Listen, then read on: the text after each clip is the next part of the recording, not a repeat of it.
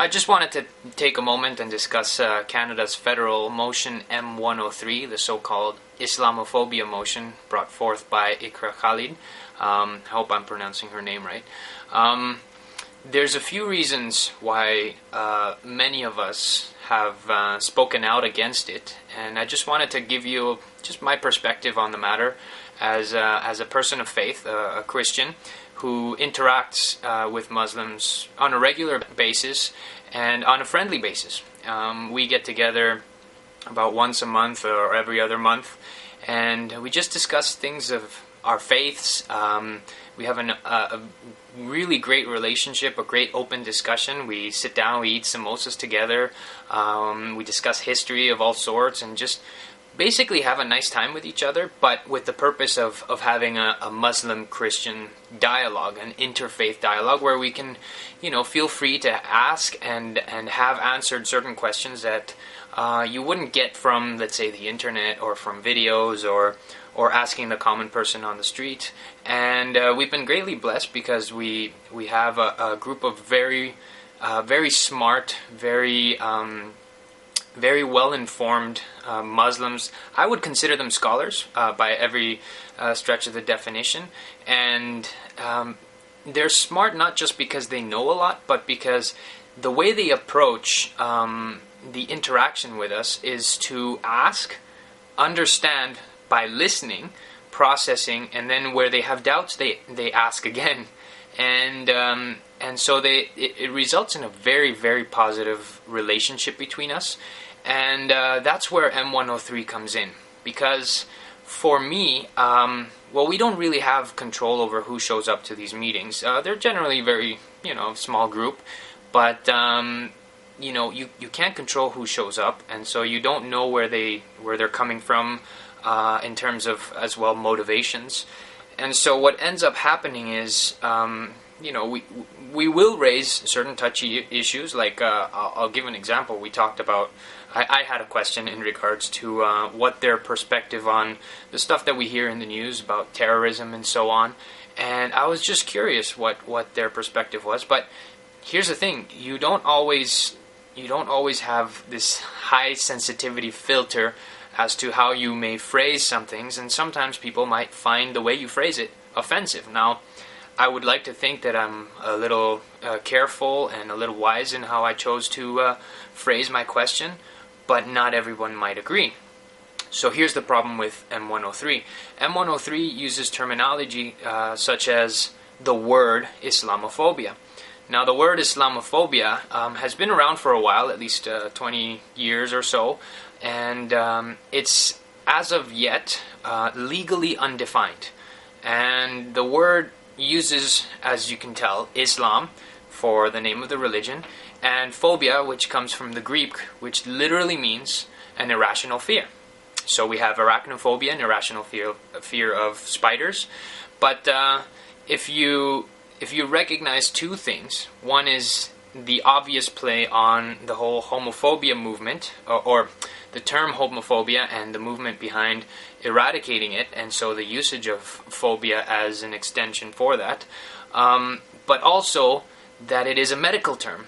A phobia is a mental condition. It's something someone cannot help, and you have to get treatment for it.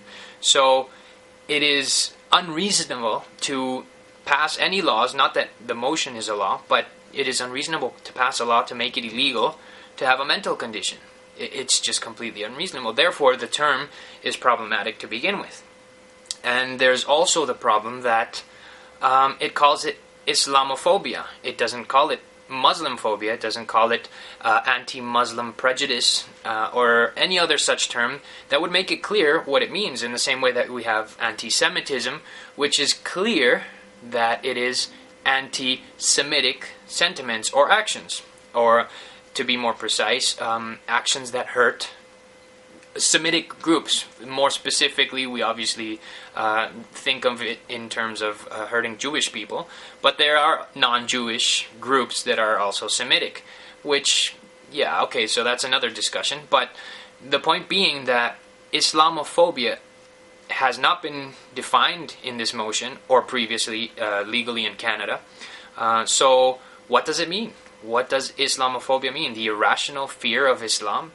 Now, I mean, I don't want to go into a deep discussion on all that implies, but we do definitely need a term that has a set meaning that is understandable and without any question, that means what we're trying to communicate here. And Islamophobia just simply does not do it. Some people have suggested, anti-Muslim prejudice, as I used before. Why not use that? But I guess Islamophobia is more catchy, and it has the weight of homophobia, which has a lot more legal weight. So I guess that's why they picked it. But yeah, it's problematic for that reason, but also because who defines what Islam is?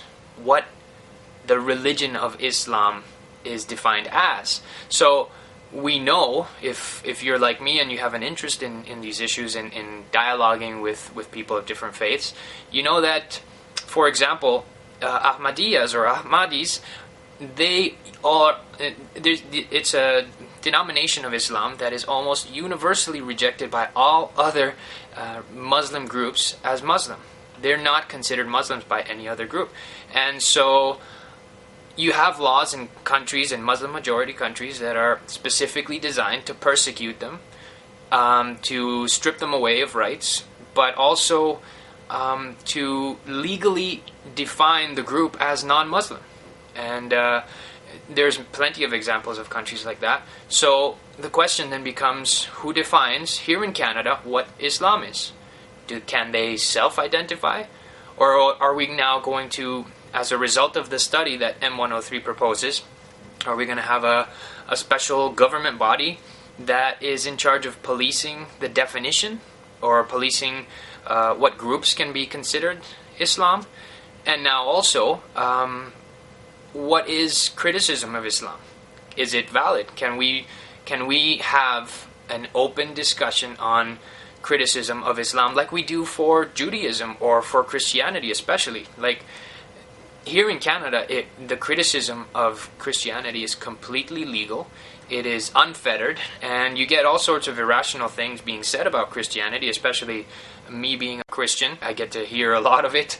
And but Christians, even though it's sometimes purposely offensive against Christians, we take it like they say, a water off a duck's back. And it's good to have that dialogue, because also I personally appreciate criticism, because that enforces me to go into my scriptures and look into these issues and see if they're valid or not, and whether I'm conforming to these things, and whether I'm doing the right thing in my life. So it's something that I find useful personally in my own faith. And so why are we being so careful or so defensive in regards to a specific religion? Now, again, we're not talking about being prejudiced or acting against them or discriminating against Muslims.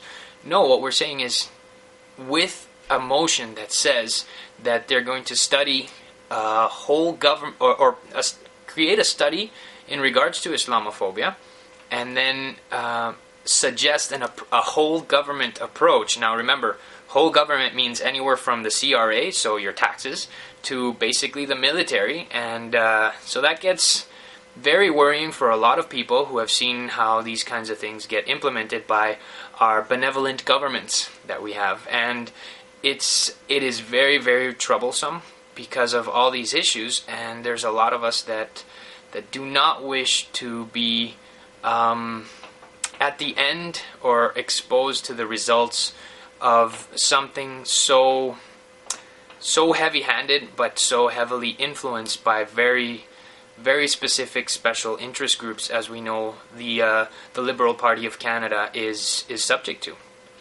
There is a lot of concern there.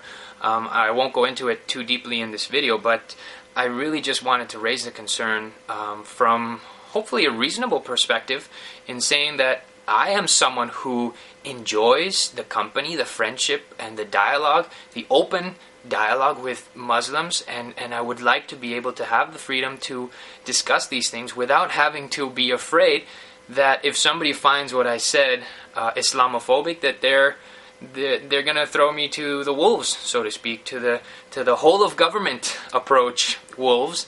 And yeah, it definitely is a motion that stifles dialogue. And I know a lot of Muslims have raised the same complaints in regards to it, the same issues.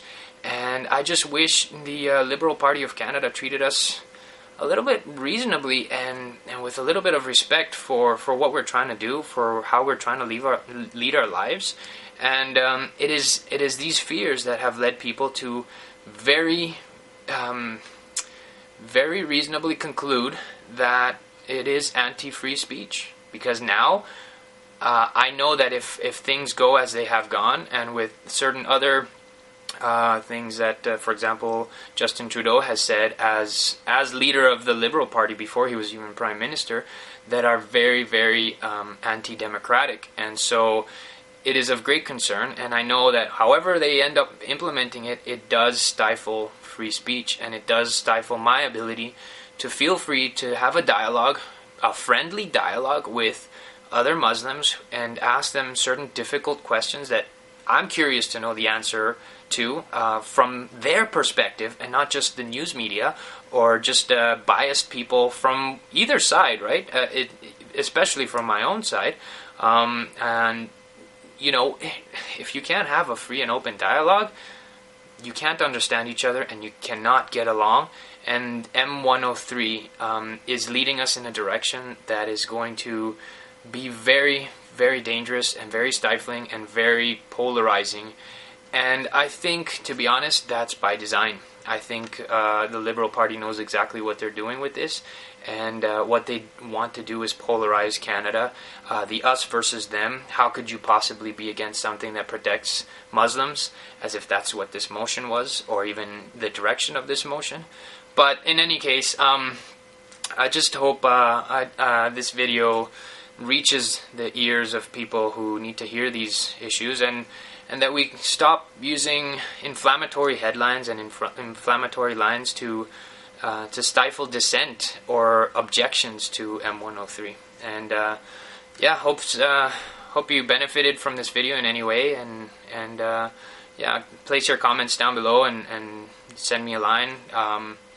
I know that on Twitter my presence is a little wacky, but anyways, yeah, I look forward to hearing back from you. And yeah, don't be afraid. You can say things, you can raise issues, you can ask questions, and you know, we try, those of us who wish to dialogue in a friendly manner, to phrase things in ways that are not purposely offensive.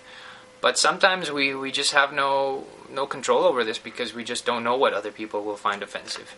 But yeah, so please definitely, I would like to hear from you, and yeah, have a great day, and let's try to open up the avenues of dialogue. Thanks.